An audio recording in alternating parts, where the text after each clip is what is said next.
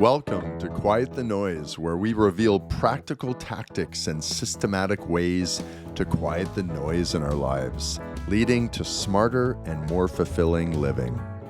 My name is Gary LeBlanc, life engineer and CEO of ZeroDB. Today's episode, we're going to talk about the art of living, embracing mindfulness in a world of distraction. It is a loaded episode. We're going to give some context around mindfulness. We're going to look at the impact that this digital world has on us, both physically, emotionally, and mentally. We'll get into some practices on how to incorporate more mindfulness into our day-to-day. And, we're going to leave people with almost a blueprint on how to move forward. So from today forward, how does mindfulness integrate into the rest of our lives? And again, this is we often look at mindfulness as this very complicated, esoteric term. All mindfulness really is noticing. We want to be mindful of the moment. If we look at Buddhism, there's a tenet in Buddhism where they look at emotions and emotions arise, right? But before arising, we actually sense the emotion. Right? So we're sensing almost subconsciously. So we sense the emotions arise, which is typically what we notice, and then we respond. But, we like to think we respond, but most often we react. So the key to this is to incorporate pauses between each of these moments. And when you're mindful, you can incorporate these pauses. So if we start from the right, if we start at reacting. Okay, well, between arising and reacting, if we paused, right, if we created a pause, maybe instead of reacting, we'd respond. Well, that mindfulness, right, that noticing that we should be pausing is the key, right? And then we create the space. Okay, so now we look at the emotions arising. And what if there was space between sensing and emotions arising? So when you saw things, you actually had different emotional responses to them. What if when you sensed something, there was that pause where you could see things differently, where you could incorporate all of those subminds to really judge that differently? And ideally, we wouldn't judge, but often we do. So again, that pause is about being mindful. So we're kind of going down the path of mindfulness at its most basic level, but all mindfulness is really noticing. In the Mind Illuminated, I love this metaphor of, they liken your mind as a Senate, right? And you have the big, bullies, who are always getting their word in, call it our limbic brain, or more primitive centers of our brain. They have a very strong compulsion to influence us. So those are the big boisterous senators. And then we have the other senators who are more quiet. And what we want to do is we want them all to participate. And unfortunately, the bullies are immediate. And to get those other senators to participate, we're talking hundreds of milliseconds, if not seconds, before our prefrontal cortex, those other more quiet senators, can even participate. So now we have all those senators participating. We're getting all those aspects of our brain engaged in these decisions. We're mindful. So what happens is we end up making better decisions. It's all about allowing ourselves to make the most reasoned decisions. And again, intuition is great, but you don't need to only rely on intuition. There's no downside to having more information. Now, again, it's all about how you qualify this, right? You can reason, you can have different reasons, but often those reasons might be holding you back. But those are decisions you can make. I really do think that creating that space and having time for decision will almost always benefit us. Those more primitive fear-based compulsions typically lead us down the same road we've always gone down. So again, mindfulness is all about this noticing. It's all about us reasoning things out, creating space, right? And when we look at our digital world right now, we look at more distraction, We look at more chances to have the intention to be mindful. And I guess that's really the crux of it. Now more than ever, we have to be intentional about our mindfulness. And that's why it's such a big topic of conversation. Besides the fact that it's a big topic of conversation because we have very little needs that aren't being met. We have the luxury of talking about this, but it's been talked about for thousands of years. Now, I would argue it's almost imperative that we become very acquainted with it. All right. So if we look at how things are different now, the context of things being different now. Okay, so what's the impact of this constant connection? You know, when we look at our iPhones, our email, everything, this constant connection, what's the impact? Like, what's the true impact? So we kind of know what our emotional impact is, right? We have this pent-up feeling of anxiety all the time. We kind of know the mental impact. So just as a little refresher, we're not really great at multi-focusing. Multitasking is fine when you're doing something that's somewhat brainless. Maybe it's ironing or something very repetitive. And then you're reading or listening to a book. But multi-focusing is almost impossible. So the switching costs are typically in the order of 20 to 25% of lost efficiency, lost effectiveness when we try to multi-focus. So again, you know, you're not going to focus on one thing all day, but you're not going to focus on 2,000 either. You know, it's somewhere in between. So when we look at the emotional and mental, we kind of know that already. But when we look at the physical, it's a bit more nefarious. So when we're not mindful and we're always revving a little hot, right? So we're always connected. And for me personally, if I just have my phone next to me, just the fact that I can see it, I'm positive just the fact that it's in my peripheral vision, it's evoking a very physical response, let alone you know, the beeps and the lights, you know, just it being there. So what's happening? What's happening when I'm anxious? Well, since I always have my phone with me, I could infer from that I'm always at a heightened state of readiness, right? I always have this surge of cortisol in my system. Again, we call it chronic anxiety. It's essentially I'm chronically oscillating between a higher level of cortisol because of that iPhone near me or because of the beeps and the buzzers and the email and that anticipation. So what does cortisol do? So cortisol is a very important hormone.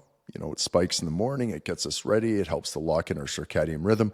All of our cells have a circadian rhythm. So cortisol is a really critical hormone in regulating, you know, our day-to-day. It also gives us bursts of energy when we're in dire need. Now, this is less and less in today's world, but what it specifically does is it helps to inject more sugar into our system as well, so we have that energy. So we have this high level of blood sugar, and then what cortisol also does is it makes it harder for insulin to actually drive sugar into the cells because it wants that sugar to be readily available. So over time, you could create insulin resistance, and it's a cascade. When you look at blood sugar, it's a cascade of negative consequences. So that's cortisol. And then you have your catecholamines, which are your adrenaline, norepinephrine, you could consider dopamine.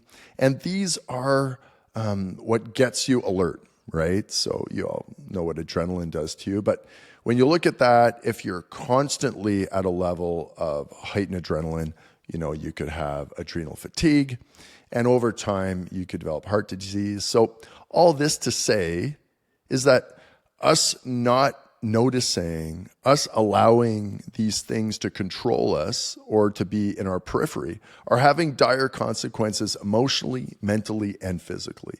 So we got to be really mindful that it is there, and we need practices to counteract that because that is a new aspect of our day-to-day that we didn't necessarily have 30 years ago. You know, when I was younger, I was offered a role back in my old life, I worked for an alcohol company and I was offered a role overseas. And this is an example of kind of how mindfulness affected how I saw it from a macro perspective. So a good friend of mine is very deliberate, and this was an important decision. So again, it was easy to create a pause because I had a lot of time. So I broke it down. I broke it down into different aspects, different categories of value for me. And I took the time to really assess my life before and after. That for me is all an exercise in being mindful, right? I wasn't rushed into a decision. I noticed what was important to me and I went through the process. So that's an example of what I consider mindfulness at a macro level. Now you look at mindfulness from a micro level, the day in, day out. You know, me and, for those who know Casey, me and Casey, we might have a disagreement now and then, but I know Casey's character. So I'm mindful of that. And I won't always behave knowing that, right? I'll behave very defensively. It's almost like I don't know who I'm talking to. Like I have this blanket reaction, but I know Casey, I know her character. So there's no winning or losing something. It's approaching something mindfully and noticing how you are, noticing where the judgment is, and really being able to take a pause and dial it down and stop making it about survival. So that's the macro and micro in my day-to-day. That's how I see mindfulness really affecting my fulfillment and my quality of life. You know, and look, this is an ongoing process. This isn't something that happens overnight. And I think that's why the mindfulness, I don't know, the world of mindfulness instruction, mindfulness books, this whole industry around mindfulness, I feel we don't put enough emphasis on this process being about us progressively noticing when we're not being mindful. And I know that sounds basic, but it's basically reducing the time it takes us to be mindful. That's really, for me, the point of it all. So how do you train yourself? I believe over time, if you're aware of this, it'll change. So over time, I'm aware that being more mindful is going to select for a better outcome. So I get that, right? But maybe I don't want to take 80 years to get a little more mindful. So what are some practices that could help you accelerate that and just incorporate into your day-to-day?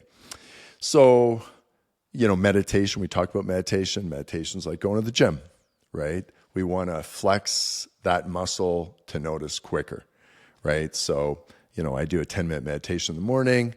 I want to do a 10-minute meditation in the evening, but more importantly, I want to be noticing throughout the day. But really the main meditation, and again, I don't necessarily feel that this is adequate, but it's 10 minutes in the morning. It's a time where you can be training literally to notice when you get lost in thought.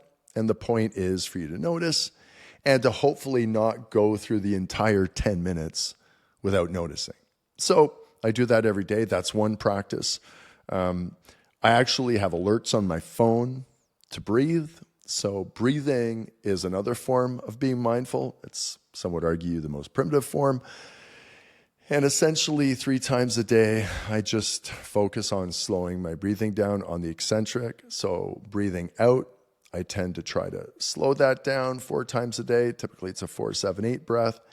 And I try to do that again, 10:30 in the morning, 2:30, and then 5. And these are moments to be mindful.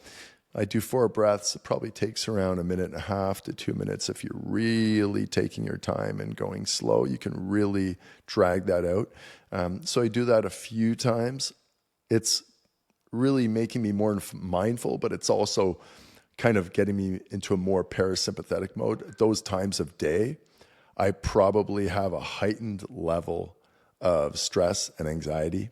So that helps me keep that regular.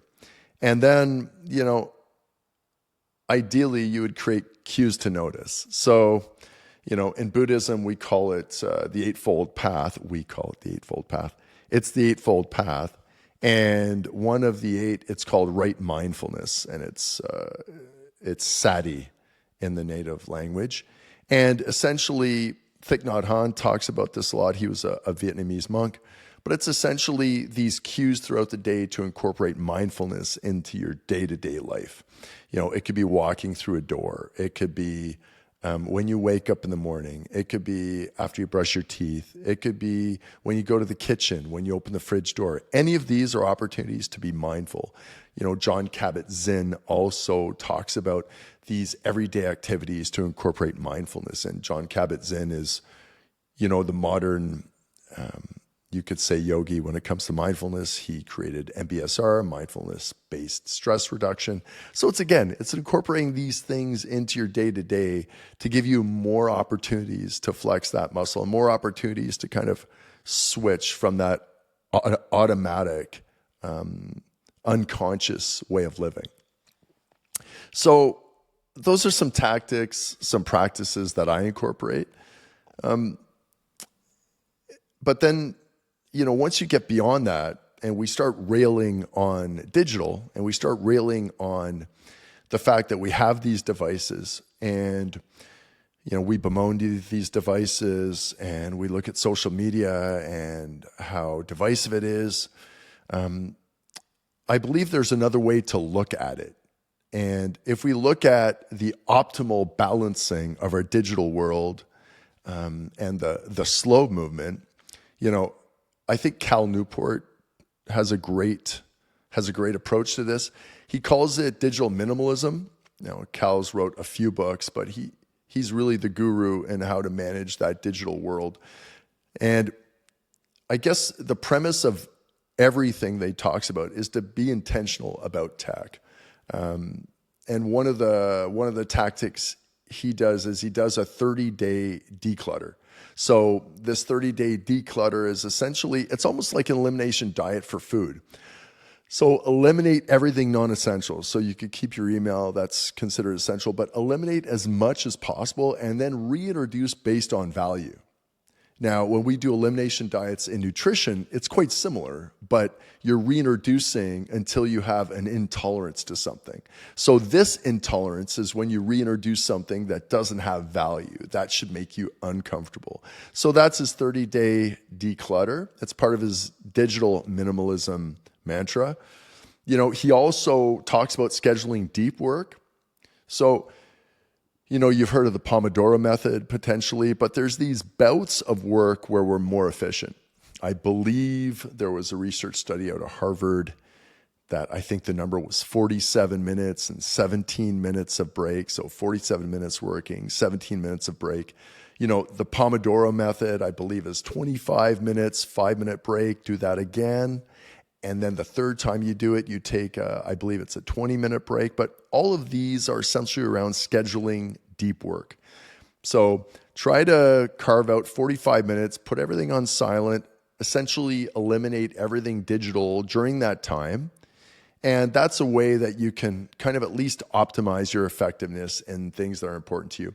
And lastly, in balancing digital, we want to really leverage our tech for the non-tech activities, right?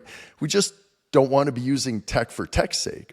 And that doesn't go to say that, you can't enjoy tech, right? We have video games. We have, maybe some people enjoy certain aspects of social media. Maybe there's a learning. So again, it's all about how we're using our tech, the meaning behind why we're using our tech. Are we using it consciously? So then it becomes more of an audit of, okay, what am I using technologically? What am I using digitally? And what am I using to really improve the rest of my life? So it could be planning activities outdoors. It could be learning new skills, learning new languages. But there are certain ways we can befriend tech. So again, the 30-day clutter, the digital minimalism, the scheduling of deep work, and then really when we looked at that 30-day declutter and that elimination diet, what we're left with is using tech to actually work for us. So those are some ways that we can balance the digital world. It's not all about judging it as bad. It's really how we can maintain a certain level of noticing of mindfulness within this world. Okay, so all that being said, a lot of people still have a hard time right? They still struggle to incorporate mindfulness into their life, be it due to schedule or they're skeptical. And again, this is a nuanced word, right? They might have been exposed to mindfulness in a way that really didn't sit well. But in the end, I don't think anybody could argue that noticing more is a bad thing. And I would have a hard time arguing with someone about the point of them not having time to notice more. So everything I've really mentioned up to now, it's about 10 minutes, right? And then throughout your day, just noticing, that really doesn't take any time. It's just, again, being mindful. So when you look at schedule, it really is about essentialism. We spoke to Greg McCowan. He wrote the book Essentialism, and we went through a little process. We had him on a podcast, and I was taken through a practice, and be it a problem, so we went through the situation and the complication and kind of my resolution. Every time I had an answer, he said, well, think smaller. Right? Okay, well, I would do this. Well, no, think smaller. And he broke everything down. So if it was to work out 45 minutes, 3 days a week, he said, well, think smaller. Okay, well, let's work out 20 minutes, 3 days a week. Well, okay, let's work out 20 minutes twice a week. Okay, let's start with one workout of 10 minutes. Okay, you know what? Let's just do 30 push-ups and let's get regular about that. And it really is about these nudges. And I talk about these all the time, these intentional opportunities for us to nudge ourselves in the right direction. I talked about it in one of our episodes where we're either leveling up or eliminating the noise in our lives. So it's all about really getting down to the most empirical, smallest unit of measurement that can get us forward. So that's, when we talk about scheduling, I think that pretty much nullifies any logical argument behind being more mindful. And then the other one is skepticism. So, I would ask, where does that skepticism come from? Does it come from the fact that it was introduced to you as something very unattainable, very difficult, only for the yogis, right? Maybe that's where the skepticism comes from. I found I always let myself off the hook by almost not participating or having an excuse. So, when I was in engineering, I used to, not just in engineering, basically throughout high school, well, probably elementary school, ever since I was going to school, I would want to do the exam as fast as possible. Every time I wrote an exam, I would try to leave early. I would try to leave as fast as possible. If I was the first one to leave, that was perfect. And at first glance, you would say, okay, well, I was done the exam, and that's true, but I didn't proofread it. Oftentimes, I wouldn't go over answers. Oftentimes, a compulsion was to leave that room first. So when you look at why, and there's a point to the story, when you look at why, well, it absolved me somewhat of being on the same playing field as everybody. So by doing that, I could always have an excuse. I could have an excuse if I didn't get a 95 versus an 85. Oh, well, that person beat me. Well, I left the exam room first. So, I flew through it. I just made some dumb mistakes. It was always a situation where I would have an excuse. So it almost feels like a lot of times when I'm talking to people about mindfulness, they feel skeptical because they almost see it as, well, that's my excuse to not do better. Well, I'm not being mindful, so I can't be held account. Oh, I just didn't do X, Y, and Z because I was just absent-minded or I was distracted. So God forbid we have all our faculties when we're making decisions and we're held accountable for what we've created in our lives. And I find it's a very, it's an easy excuse. It's a very convenient excuse to have. when we're skeptical about mindfulness and incorporating that into our lives. Look, you don't have to incorporate it into your lives, but being skeptical as to its value in your life is hard to understand. I would have a hard time understanding how that could help anybody. So look, this isn't about judgment. I talk about it all the time. This is just about perspective. It's actually just about my perspective, but I try to base this on a lot of different, call it educators, philosophers, whatever you want to call it. It's an amalgamation of everything I've been exposed to, obviously. And I try to deliver this such that you can implement it. So how do we implement it, right? How can we do this? How can we make a change tomorrow? I think one thing is, everything is about motivation, friction, right? Life is a series of decisions. So when you look at the motivation, the friction, you could see quite high friction to incorporating mindfulness into your life in the form of meditation, and you might not be that motivated. So you got to work on one of those. You got to make it easier, which we talked about the nudges. But the other, more importantly, is the motivation, right? We can't continue to evolve, to get older, to age, driven solely by our primitive compulsions. Like, we can't. That doesn't end well. It just ends more like the same. That doesn't mean the same is bad. There's no qualification here. It just means we should be beyond that. We should be beyond just acting on our compulsions. And there are some compulsions we don't act on. For a lot of people, they'd be in jail if they acted on everything. So we already do it. So why don't we be a bit more intentional about it? Why don't we just make it almost like something we want to master? Being more mindful in general. Why isn't that the skill that we're really doubling down on? Because it's going to supercharge every other skill in our life. It just will. We'll notice everything. We'll notice our emotional behavior. We'll notice things mentally. It's going to help us. Physically, we'll notice somatic sensations in our body. So there's no downside. And you know what? Compulsions in general, they often don't serve us because they're steeped so much in fear and scarcity. And I think that's the nefarious nature of them.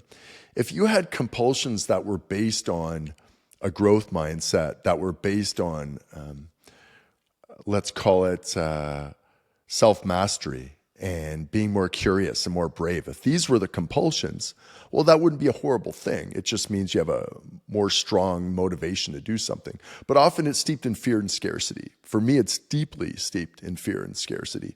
So it's kind of funny when you look at my life, some people would say I'm quite intentional. You could say, some people would say I'm almost obsessed with certain aspects of my emotional, mental, spiritual, and physical health. But I would say it really is the counterpoint to a lot of deep-seated fear and scarcity. These are things I can control. And the things I can control, I want to get right. Because those deeper ones, the fear and scarcity, those are slow-moving objects. So it's funny, I believe the more we're kind of railing against those compulsions we don't want to have, those compulsions we want to get over, the more we try to create systems and tactics into our lives. And for me, it's a massive source of noise. So when we look at mindfulness and what to do now, it really is about having that deeper conversation about where your motivation lies and where the friction is. Do you really understand what mindfulness is? That could really affect how much friction there is when we talk about nudges again, and on the motivation side, to really internalize how important this is to every aspect of your life, because it really is. And that's why I wanted to hit on the quote unquote art of living and mindfulness early, because really this is going to set the stage for quieting the noise in all aspects of our life. Because again, you can't quiet something you're not aware of. So the key is to be mindful, to notice, to become aware of the noise. And once we become aware of the noise, then we can really weaponize our tactics, our systems, we can start to create a priority of which ones we want to eliminate. But again, if we're blind to it, if we're not seeing the noise, then it's all going to be futile. So this was incredibly important to hit early on, and it'll set the stage for all our discussions going forward. So I hope you get a chance, if you want to share some of your mindfulness techniques, some of your hacks on what you do to make sure you're more mindful throughout the day. I think it'd be super cool. We could kind of crowdsource a lot of different ideas, and it would help my perspective. And again, I'm going to have show notes, incredibly detailed show notes on all of these things, so you can feel free and rest assured that all of this will be easy to digest and carry going forward. So with that said, have a great rest of your day, week, wherever you are, and see you next time on Quiet the Noise.